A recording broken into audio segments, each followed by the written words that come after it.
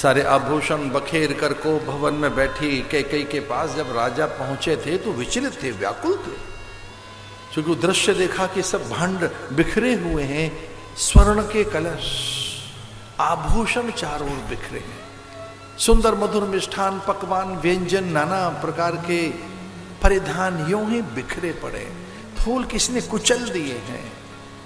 ये दृश्य देखकर वो घबरा गए थे, उन्हें लगा कोई दैत्य आ गया क्या, कोई निशाचर प्रवेश कर गया, ये सब दैत्य कर सकता है, ये सब तो कार्य राक्षस का हो सकता है, ये कौन आया जो अयोध्या में इस तरह से अस्त व्यस्त कर रहा है, वो भी मेरे महलों में। वो ढूंढने लगे कहां है वो राक्षस, वो कौन है दैत्य, वो कौन पहुंच गया, साहस तो देखो दैत्य का।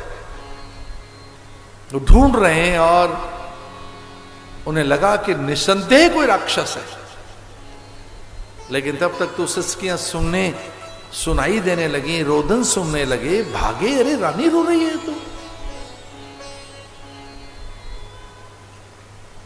हल्का सा एक छाया सी मंथरा की दिखी दशरथ को, और मंथरा ने संकेत कर दिया इस तरफ ही चले जाइए। और उस तरह का दृश्य राजा ने कभी नहीं देखा था।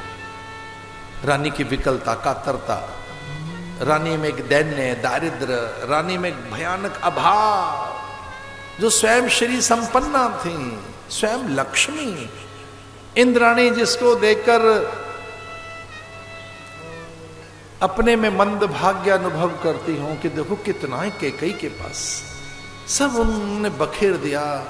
पहली बार मुक्त केशी देखी, वो केश बखेर रखे थे उन्होंने, सारे आभूषण ऐसे ही फेंक दिए, म्लान वस्त्र पहनकर, मेले वस्त्र, फटे हुए कुचैले वस्त्र पहनकर वहां वो ऐसे ही बैठी हैं, अर्ध विक्षिप्त अवस्था में रोए जा रही है रानी। भयभीत हो गया था राजा, और उसे लगा कि ना ये सत्य है, कोई राक्षस आ गया, दैत्यों ने आक्रमण किया है, ये दैत्य आक्रमण है, और वो यहीं कहीं छुपे होंगे जिन्होंने ये दृश्य पैदा कर दिया। रानी घबराई हुई है, पूछो कौन सा दैत्य आया, कौन सा राक्षस है। लेकिन तब तक उन्हें समझ आ गया था दैत्य नहीं है, कोई राक्षस नहीं है, ये बड़ी कोई विपत्ति आने वाली है, कोई भयानक संकट आने वाला है। उन्हें आहट लग गई कि अब उनके प्राण नहीं रहेंगे, उन्हें आहट लग गई कोई बहुत बड़ा छल होगा मेरे साथ। उन्हें ऐसा लगा कुछ ऐसा होने वाला है जो जीवन में बड़ी विपत्ति, बड़ा दुख होगा, कोई बहुत बड़ी दुर्घटना होने वाली है।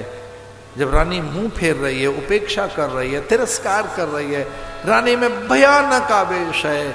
और ये सब कौन करवा रहा है आप जानते हैं, देवता।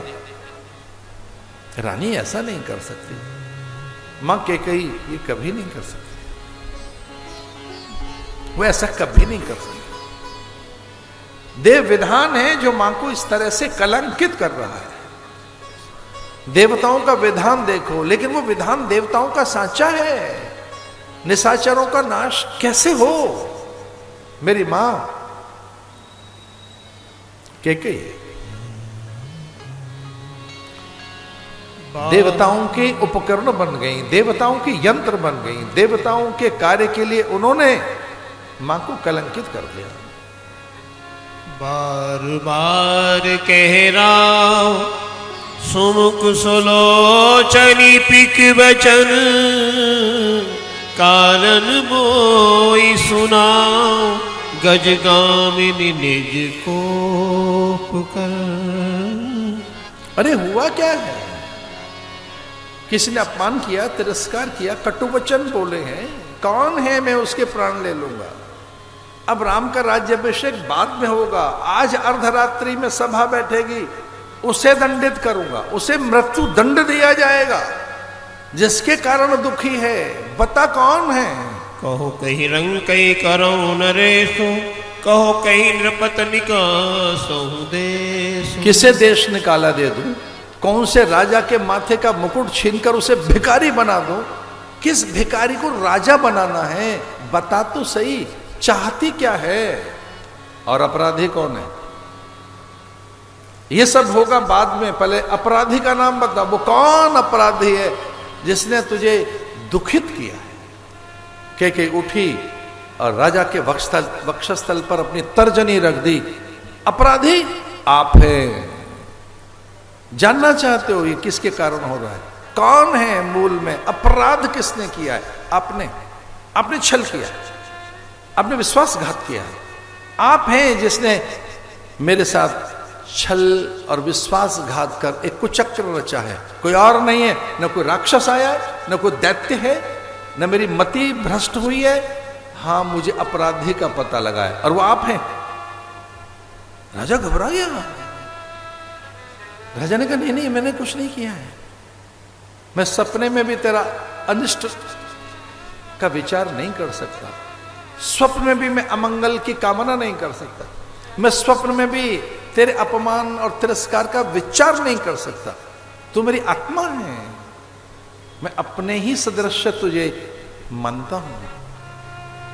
उनके मुंह से निकला था तू राम की मां है। उन्होंने भरत की मां नहीं कहा, उन्होंने कहा तू राम की मां है और मैं राम की मां के साथ तिरस्कार करूंगा। नहीं कर सकता।